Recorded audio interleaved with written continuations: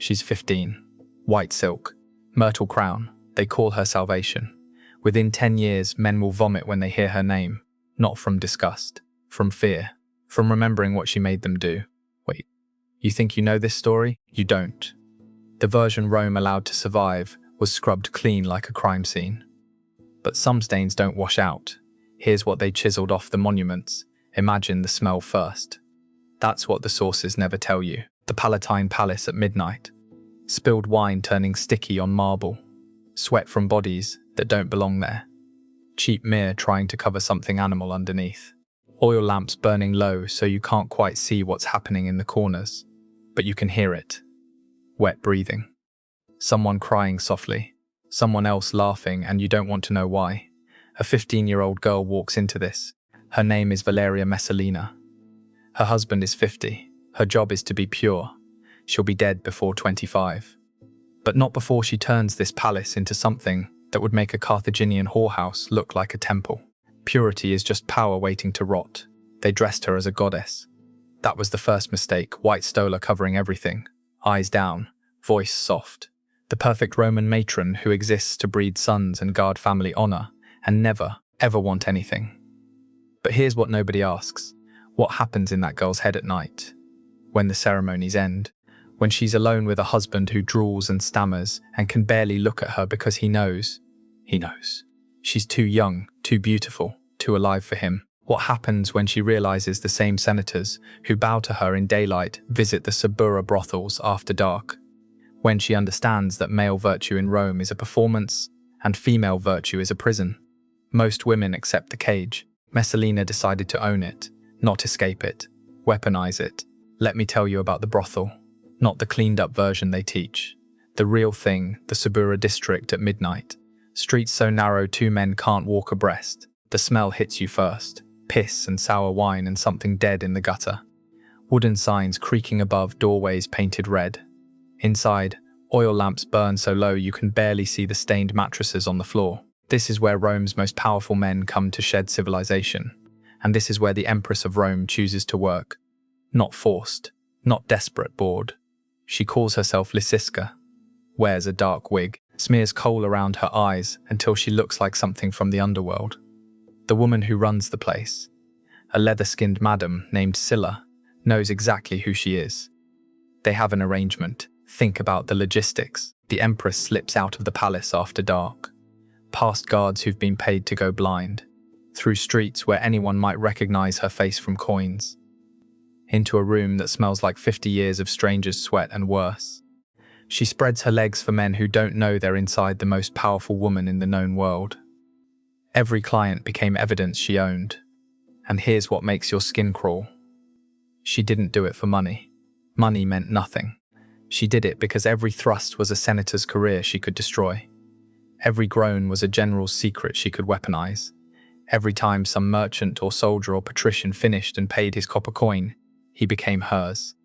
Forever. Because what is he going to do? Report the Empress to the Empress? Wait. Sit with that psychology for a second. This isn't nymphomania. This isn't madness. This is the coldest, most calculated form of power accumulation in Roman history. She's not losing control. She's building a prison where every cell is made of shame, and the keys don't exist. She returns before sunrise, washes off the cheap perfume in water scented with rose oil. The dark wig goes into a chest. The coal comes off with olive oil.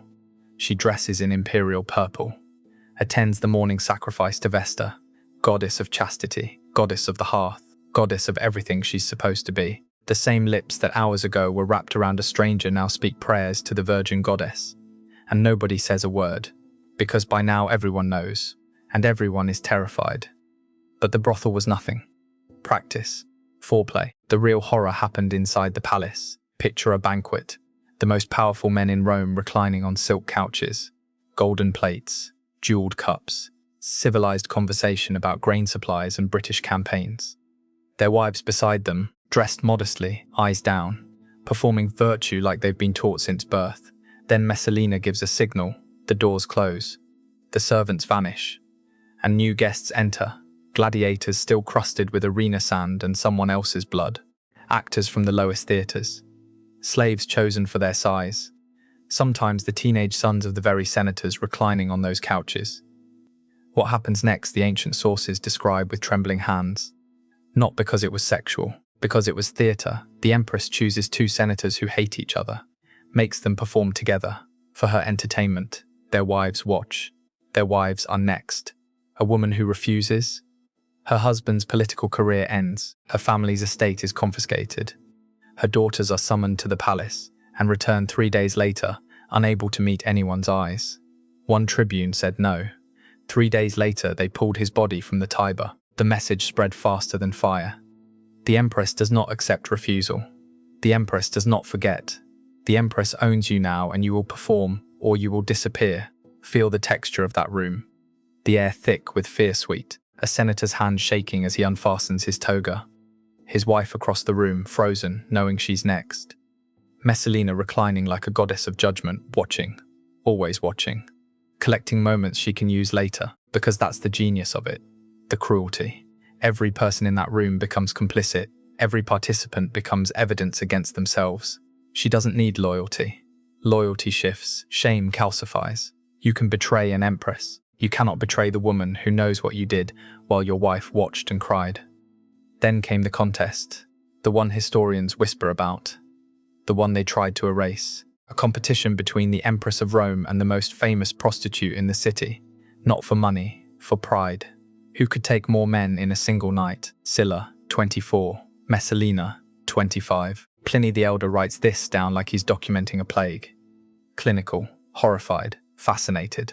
The number survives 2,000 years because it's too specific, too obscene, too impossible to forget. Even the men who hated her couldn't stop repeating it. Was it true? Does it matter? The story endured because it captured something Rome couldn't articulate. A woman wielding the very thing that was supposed to make her powerless. Her body, her sex, her availability, and turning it into a weapon that made senators kneel and generals weep, and the most powerful empire on earth look away in shame. She didn't break Roman morality. She proved it was always broken. And through all of this, Claudius works. The stammering emperor, the family embarrassment with the dragging foot and the drool and the intellect everyone underestimated. He builds aqueducts, reforms courts, expands the empire into Britain, a competent administrator drowning in paperwork while his wife turns his palace into what Roman historians, with trembling hands, can only describe as a brothel of nightmares. Does he know? Of course he knows. Rome is screaming it. His freedmen beg him to act. Senators drop hints that become demands. The gossip has spread to the provinces, to the frontiers, to the barbarian kings who laugh at the cuckold emperor of Rome. But what can he do? She's the mother of his heirs. Moving against her means admitting before the entire empire that he's been publicly humiliated. It means civil war.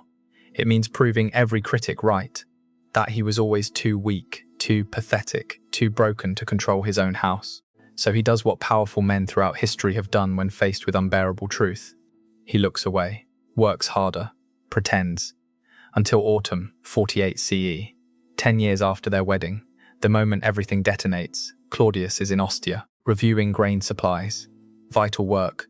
Rome lives on Egyptian wheat, and any disruption means riots. He's being the competent administrator Rome needs, and in Rome his wife is getting married, not having an affair, not sneaking, getting publicly, legally, witnessedly married to Gaius Silius, consul designate, handsome, young, ambitious, everything Claudius isn't, everything she could want. But here's the detail that breaks your brain. She doesn't hide it. This is a wedding, with contracts, with vows, with witnesses, with the entire Roman elite watching with mouths open and hearts stopped. Tacitus writes about the frozen moment, when senators watched the empress take another husband in broad daylight, as if the laws of gods and men had simply stopped applying, as if she'd transcended consequences, as if her power was so absolute that reality itself bent around her desire. Was it a coup? Was Silius planning to replace Claudius? Did Messalina think her husband was too weak to respond? Or had she reached the point where transgression itself was the only thrill left? Where the danger, the impossibility, the sheer suicidal audacity was the entire point?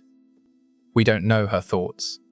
We only know the moment Rome finally, after 10 years of complicity, found its breaking point, Narcissus, Claudius's most trusted freedman, a former slave who'd risen to run the empire's correspondence. He hears the news. He doesn't hesitate. He rides to Ostia. Picture that conversation. Two men in a room with grain ledgers and empire paperwork. One of them has to tell the other that his wife just legally married someone else, while he was making sure Rome didn't starve. How do you say those words? How do you make an emperor believe something that sounds like madness? The reports keep coming. Senators confirming. Witnesses stepping forward now that someone's finally asking. The marriage contract, signed, legal, witnessed, undeniable. The emperor everyone mocked. The stammering scholar. The man who survived Caligula by hiding behind a curtain. The cuckold of Rome. Picture his face in that moment. Not hot rage, cold, something finally snapping after 10 years of looking away. The humiliation calcifying into something harder, something deadly. He returns to Rome, the Praetorian Guard at his back. The same guard that murdered Caligula, that proclaimed Claudius emperor, that holds Rome's fate in their calloused hands. They find her in the gardens of Lucullus. Sprawling estate on the city's edge, imported trees, fountains that never stop, the place where she hosted so many of her revels, where senators wept and wives broke, and secrets were harvested like crops. She's with her mother. The older woman is begging her to run, to act, to do something. But Messalina seems frozen. Some sources say she tried to write a petition. Others say she just stood there, unable to process that after 10 years of bending Rome to her will, Rome had finally bent back. The soldiers arrive. Men she's seen at the palace. Men she may have summoned to her chambers, made perform, made complicit. Now they're here with swords drawn and faces blank as stone. She drops to her knees. You've seen statues of supplicants. This is the real thing. An empress in the dirt begging men who used to bow to her. She offers her children as hostages. Octavia and Britannicus, 9 and 7 years old. Use them. Threaten them. Anything. The soldiers don't respond. Orders are orders. She reaches for a dagger. Someone's weapon. Her hand shakes. She presses the blade to her own throat. She can't do it, for all her power, all her cruelty, all her calculated corruption. In the end, she can't drive the blade home. Her hand won't obey. A tribune steps forward. His name was never recorded, but his action was. He drives the blade through her throat. Valeria Messalina Augusta, Empress of Rome, dies at 25 years old in a pool of her own blood on the grass where she once held power over senators. The blood soaks into soil imported from across the empire. The fountains keep flowing. They sound exactly the same. Claudius orders damnatio memoriae. Damnation of memory. Her statues are roped and dragged through the streets. Her face shattered by hammers. Her name chiseled from every inscription, every monument, every official record. The Senate rewrites history as if she never existed. The message is clear. She never happened. But here's what they couldn't erase. Her daughter Octavia, forced to marry Nero, executed by age 22 on false adultery charges, decapitated. Her head delivered to Nero's new wife as a gift. Her son Britannicus, poisoned at 14 during a dinner party, collapsed at the table, died while guests watched. Nero claimed it was epilepsy. Nobody believed him. Nobody said anything. The children she offered as hostages died the way their mother did, betrayed by the same system that created her. And that's in it. The men she humiliated, the generals she blackmailed, the senators who performed in her chambers while their wives wept. They all stayed silent, every single one, for decades. Because exposing her crimes meant exposing their complicity. The shame she weaponized outlived her body. It outlived the memory sanctions. It outlived Rome itself. You can smash the statues. You cannot smash the truth. 2,000 years later, her name is more famous than the senators who condemned her. Tourists walk through Palatine ruins, take photos where she held her revels, and don't realize they're standing in rooms where the most powerful men in history were reduced to performing animals. Was she a monster? Our sources are men, all of them, writing decades after her death, all with political motives to paint powerful women as sexually depraved. The playbook never changed. Cleopatra, Agrippina, Livia, Messalina. Every woman who threatened male authority was suddenly a nymphomaniac witch. Does that mean she was innocent? No. The marriage to Silius happened. The blackmail system was real. People died. The corruption was documented even by her defenders. But the brothel stories? The contests? The specific numbers? We'll never know where truth ends and propaganda begins. What we know is this. A 15-year-old girl was married to a man 3 times her age. She was told her value was her womb and her silence. She was given unlimited power but no guidance, no purpose beyond bearing heirs and looking virtuous. And when she found a way to feel powerful through transgression, through control, through turning Rome's sexual hypocrisy into a weapon, the empire that created her destroyed her, erased her name, and called her a whore for 2,000 years, stand in the ruins today. You can feel something in the air, not ghosts.